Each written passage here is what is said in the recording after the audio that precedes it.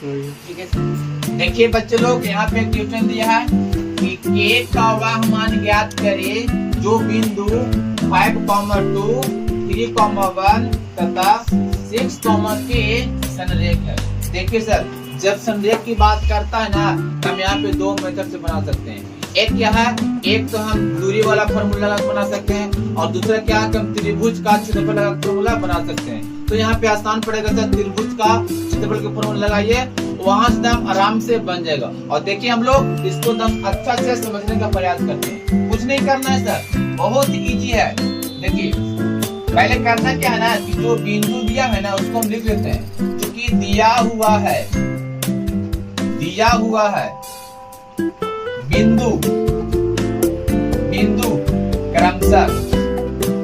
क्रमशः 5,2 और दिया 3,1 और दिया कितना 6,8। तो इतना करने के बाद यहाँ से क्या करेंगे ना, हम लोग x1 का मान निकालेंगे, y1 का मान निकालेंगे, ठीक है सर, और निकालेंगे x2 का मान, y2 का मान, x3 का मान, और निकालेंगे y3 का मान, ठीक है सर।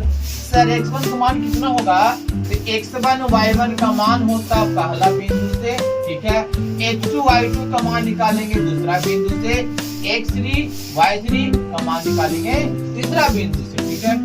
x1 का मान कितना हो जाएगा बाबू, 5 होगा, y1 का मान होगा यहाँ पे 2 होगा, x2 का मान कितना होगा 3 होगा, y2 का मान कितना होगा सर 1 होगा, x3 का मान कितना होगा बच्चा 6 होगा, और y3 का मान कितना होगा तो यहाँ पे 3 होगा।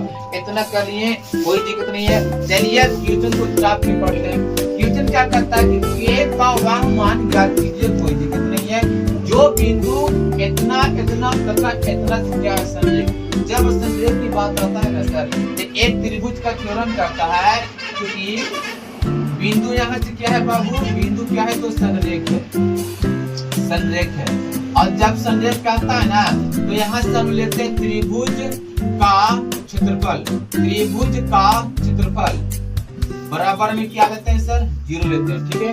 त्रिभुज का क्षेत्रफल बराबर क्या लेते हैं, 0 लेते हैं। और त्रिभुज का क्षेत्रफल का फॉर्मूला हम लोग जानते हैं, 1/2 into x1 into y2 minus y3 plus x2 into y3 minus y1, और प्लस में होता है x3 into y1 minus y2।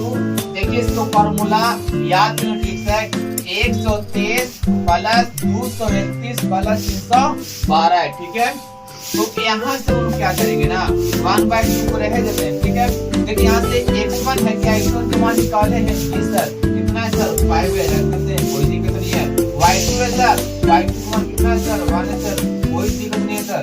y3 है ना, और y3 का मान कितना है सर 6 है, लिख दीजिए, प्लस x2 का मान बाबू 3 है इंटू y3 का मान 3 है, माइनस y1 का मान कितना है बच्चों 2 है, प्लस x3 का मान कितना है बच्चों 6 है, लिख दीजिए, इंटू y1 का मान कितना है बच्चों 2 है, माइनस y2 का मान कितना है 1 है, इक्वल टू 0।